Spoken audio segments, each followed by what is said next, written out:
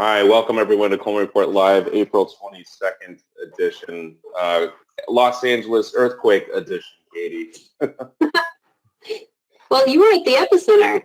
Yeah, we had a little 3.8. I mean, that's not little, but it definitely woke us up and got us out of the house for a couple minutes at midnight last night. But just to keep everyone on their toes during this time, we have some big news for you today. Katie reported on it yesterday. The Senate got it through. So give us an update. So I watched the whole Senate hearing yesterday, and they did approve the new. It's about $484 billion expansion to the CARES Act, with about $320 billion for the Paycheck Protection Program. So this is on top of what we already had before. So this is all new funding. The Senate did have a little bit of a hiccup. There were about 4 senators who came to speak about it before that it actually passed. And it was kind of looking like they were going to actually request a recorded vote because they felt that it is not the right time to be passing laws just over and over again without really looking into them. And that was a concern with the CARES Act when it first passed. They didn't have all the kinks figured out yet. They didn't know what to really do, and they kind of just passed it along to the SBA and hoped that it would work. And that was a concern this time that could happen again. Luckily, no one actually called for a recorded vote, so they did go through. But there is continuous talk about whether this will happen again because the $320 billion expansion is not going to last us very long. So they're already talking about what's a third round going to look like, and they're discussing possibly having to come back into session to try to come up with the next round because we can't just keep passing these laws over and over again and these expansions. We need something that's going to stick and really fix the problem. Right. There was a lot of talk about reopening and what that's going to start looking like. And of course, they couldn't really come up with what reopening would look like at this time because different parts of the country are suffering at different levels. Their concern was that small businesses need healthy people to run them. And if we can give them all the money in the world, but they need to be healthy and they need to actually be able to work in order to help the economy. So there is some of the funding that's going to be going toward testing and possibly toward discovering whether some people have antibodies already in their systems.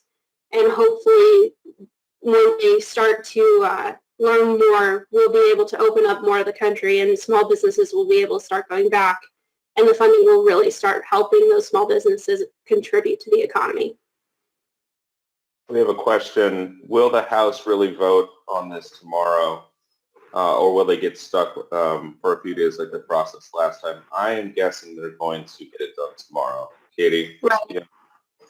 From what I'm hearing, the majority leader, which is Steny Hoyer, was saying that he was ready basically to vote yesterday. He was telling the House members to start getting ready to come in if they can and be ready to vote as of yesterday. They're, of course, planning to vote tomorrow at 10 o'clock a.m. Eastern. So hopefully it'll get through. I don't think there's going to be as much of a problem with the House as what some people have been suggesting.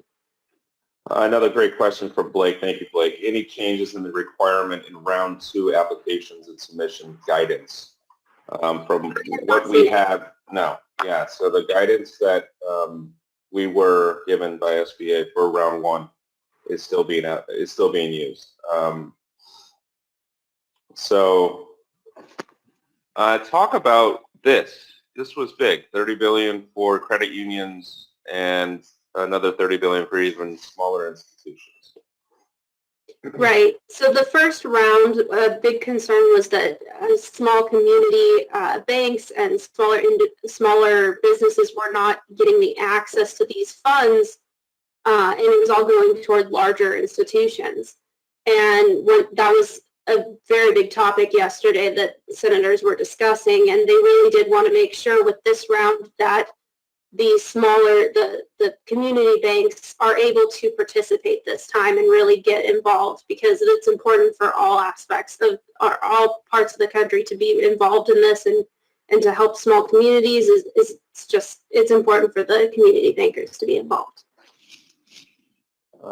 Great stuff, Katie. Thank you. Oh, this is a good question that you reported on. It went out this morning. Any information on the particulars regarding the Main Street lending program? We touched on it yesterday, what ICBA was doing. Is there any updates to that?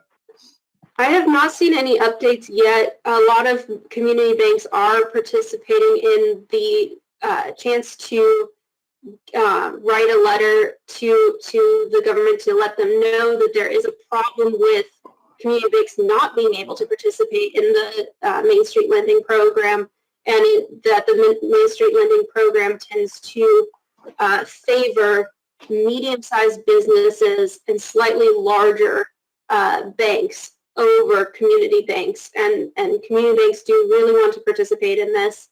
The concern was that there's a $1 million minimum on these loans, and a lot of community banks and small businesses do not need, that doesn't fit their needs. They need smaller loans than $1 million. We are getting a ton of questions on rumors floating around that the 7A program will be on hold. We're going to have John Riosti on tomorrow.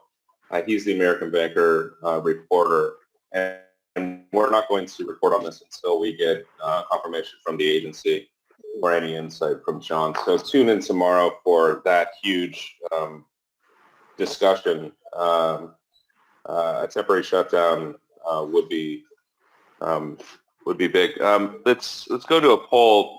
We talked about this. I mean, you mentioned that there's going to be a third round, but what do you guys think? I think we telegraphed this pretty well, but.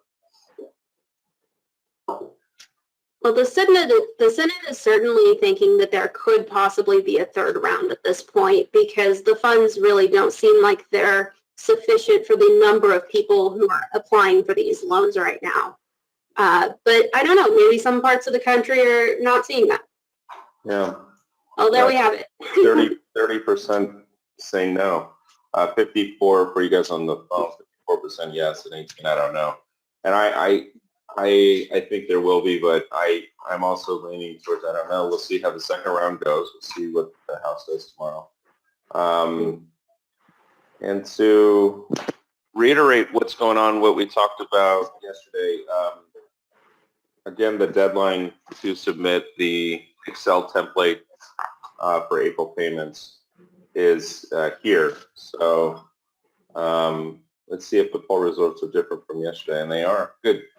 So yesterday, I think 50% said no, so I'm glad that that has changed. Let's go over this real quick. This is the spreadsheet that, sorry, can you see my screen? There